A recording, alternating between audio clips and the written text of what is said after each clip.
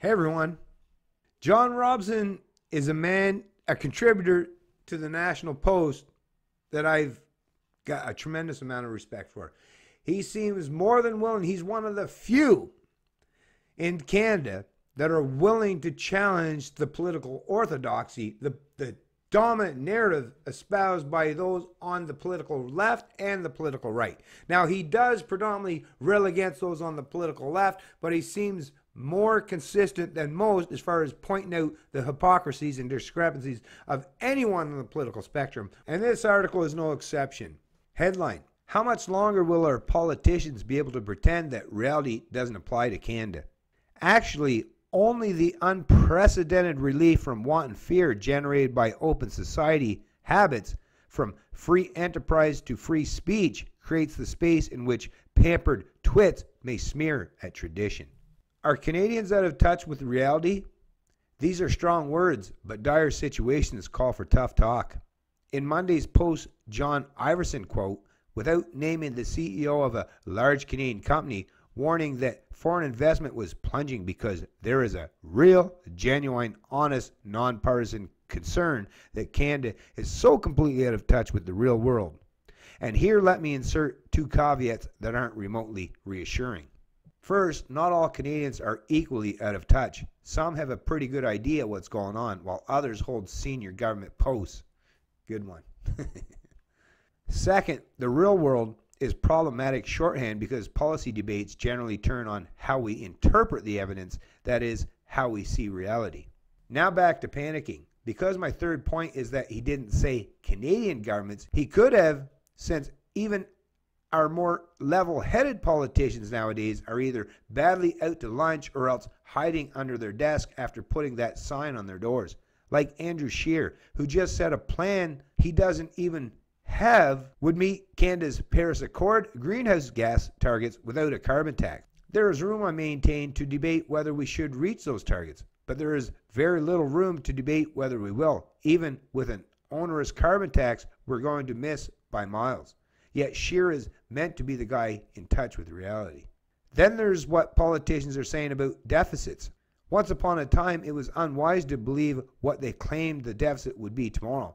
Now it is little short of insane to believe what they say it is today because of their deceptive habit of moving borrowing off book. Even more alarming is that our leaders, provincial and federal, cannot see the consequences of continued reckless borrowing, including the menacing piling up of unfunded liabilities for public sector pensions, especially if we also pursue economic policies that choke off wealth creation. Yet far too many Canadians are not alarmed by what politicians are doing or what they are babbling about it.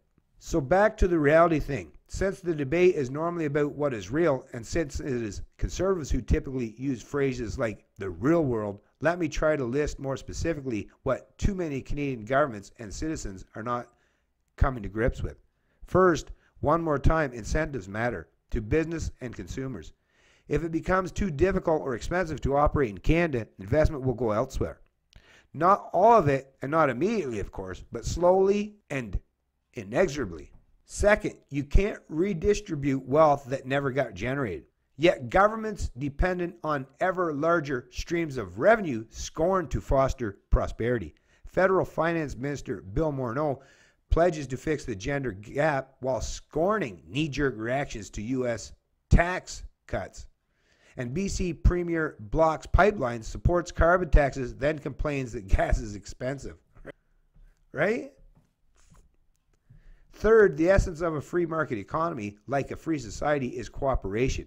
We hear harsh rhetoric about competition from capitalism's defenders as well as its critics. But remember that while, say, a gas station competes with other gas stations, it cooperates with everyone else, from oil producers to light bulb manufacturers to insurance companies to those who feed its employees and make its customers' cars.